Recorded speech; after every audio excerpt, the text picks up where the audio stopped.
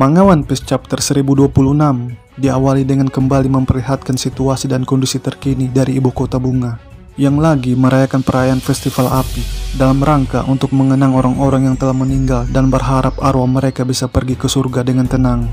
Dan dari perayaan festival api tersebut masih terlihat keberadaan para anak-anak yang lagi mengikuti jalannya acara yang mengisyaratkan bahwa malam belum larut alias di bawah jam 10. Sementara itu, di tengah harapan Tenguyama Hitetsu tentang keselamatan utama, bayangan Pulau Onigashima secara diam-diam bergerak di balik awan yang seakan-akan mengintai penduduk ibu kota bunga. Semoga saja sebagian para penduduk ibu kota bunga ada yang menyadari tentang bahaya tersebut. Kemudian panel berpindah ke atas gunung Onigashima, yang dimana memperlihatkan anggota Maris yang lagi melaporkan konfrontasi antara Momo CS versus Kaido. Kaido yang tidak ingin di dunia ini ada dua naga langsung menyerang Momo dengan nafas apinya. Akan tetapi Momo berhasil menghindarinya dengan cukup mudah. Dan dari perkataan Momo sebelum diserang oleh Kaido, tampaknya ia saat ini masih belum menguasai jurus-jurus dari kemampuan buah iblisnya. Mungkin dikarenakan Momo yang belum terbiasa dengan perubahan wujudnya, apalagi Momo masih anak-anak. Atau bisa jadi juga Momo tidak bisa mengeluarkan nafas api disebabkan kegagalan buah iblisnya seperti yang pernah dikatakan oleh Dr. Vegapunk. Tapi menurutku itu hanya akal-akalannya dalam mengelabui pemerintah dunia. Sebab bagaimana bisa buah iblis dikatakan gagal jika buah iblisnya belum pernah diuji coba? Bukankah cara untuk mengetahui bahwa benda tersebut gagal atau tidak harus terlebih dahulu melalui sebuah tahap percobaan? Dan nyatanya buah iblis buatan Vegapunk berhasil, yang membuat Momo berubah menjadi naga. Meskipun untuk saat ini kemampuan buah iblisnya baru satu yang diperlihatkan, yaitu terbang. Jika Momo bisa terbang, maka tidak menutup kemungkinan juga kemampuan lain dari kekuatan buah iblis Uo-Uo akan segera dia kuasai. Dan sudah pasti laporan dari Maris tersebut akan membuat para anggota CP0 akan berpikir keras. Karena bagaimana bisa ada dua naga di atas Onigashima, mengingat buah iblis Uo-Uo Nomi model Seryu hanya ada satu di dunia ini. Yang pada akhirnya mengerucut pada sebuah kesimpulan dari anggota CP0 bahwa Dr. Vegapunk telah melakukan sebuah kebohongan. Jika memang Dr. Vegapunk berbohong atas penelitiannya, maka hal tersebut adalah suatu isyarat bahwa selama ini ia tidak loyal dengan pemerintah dunia. Sebab seperti yang kita ketahui bahwa organisasi yang ia gawangi bersama para ilmuwan yang lainnya telah digerebek oleh pemerintah dunia. Pertanyaannya, jika memang benar-benar Dr. Vegapunk telah berbohong, hal apakah yang akan dilakukan oleh pemerintah dunia terhadapnya? Menarik untuk ditunggu. Kembali ke atas gunung Onigashima, Luffy yang menyadari Momo masih diselimuti oleh rasa ketakutan, mencoba untuk menghilangkan ketakutannya tersebut dengan membuka peluang bagi Momo untuk menyerang Kaido, yang sekarang ini kepalanya lagi terjerembab ke dalam tanah yang diakibatkan oleh serangan Luffy sebelumnya.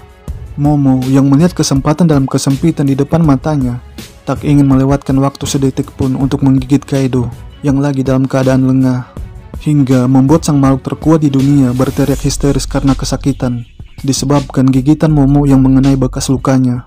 Dan apa yang dilakukan oleh Luffy ini merupakan bentuk motivasinya kepada Momo agar menghilangkan ketakutannya kepada Kaido yang 20 tahun silam telah merenggut kebahagiaannya.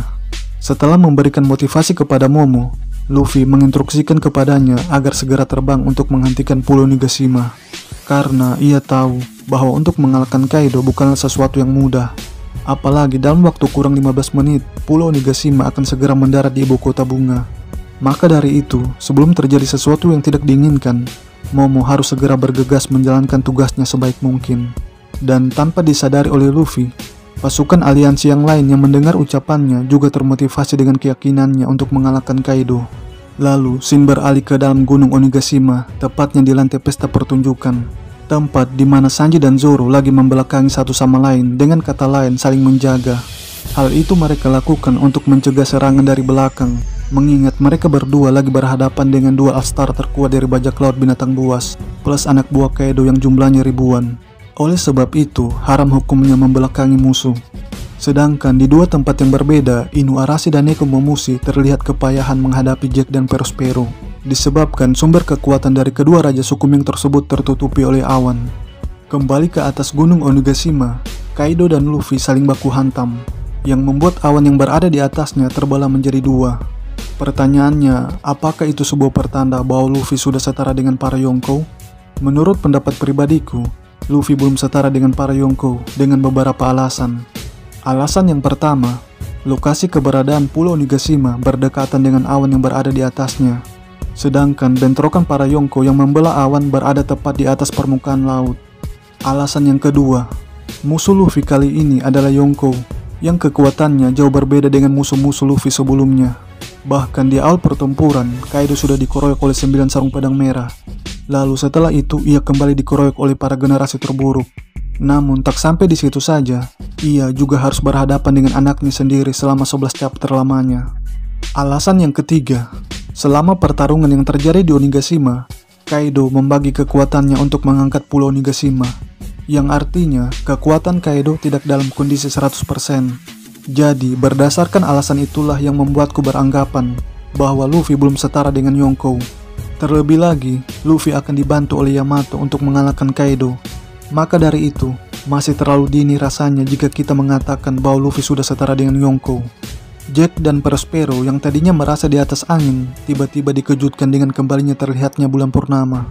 Sehingga dengan cepat Inu dan Neko membalikkan keadaan pertarungan melalui serangan terakhirnya, yang membuat kedua orang tersebut tak sadarkan diri alias kalah. Semoga saja ada pasukan aliansi yang memberitakan kekalahan mereka ke seluruh Pulau Onigashima, supaya anggota bajak laut Kaido yang lain kena mental, yang tentunya akan mempengaruhi semangat bertarung mereka. Dan di balik kekalahan Jack atas Inuarashi, terdapat saksi hidup yang menyaksikan pertempuran mereka berdua, yaitu siapa lagi kalau bukan Orochi. Bukan sesuatu yang mengejutkan jika Shogun Orochi kembali hidup, sebab itu semua tak terlepas dari kemampuan buah iblisnya yang memiliki 8 kepala. Namun kepalanya yang sekarang tinggal 1. Mungkinkah kepala yang terakhir tersebut akan dipenggal oleh Kyoshiro? Bisa jadi. Akan tetapi, saya sendiri lebih berharap kepada Zoro untuk mengeksekusi Orochi, karena Zoro pernah mengatakan kepada Hiyori bahwa ia ingin membalaskan dendam Tonoyasu. Chapter 950. Demikianlah review One Piece chapter terbaru pada kesempatan kali ini. Lebih dan kurangnya mohon dimaafkan. Bagi teman-teman yang telah menonton video ini, kritik dan sarannya akan selalu diterima, dan terima kasih banyak atas dukungannya.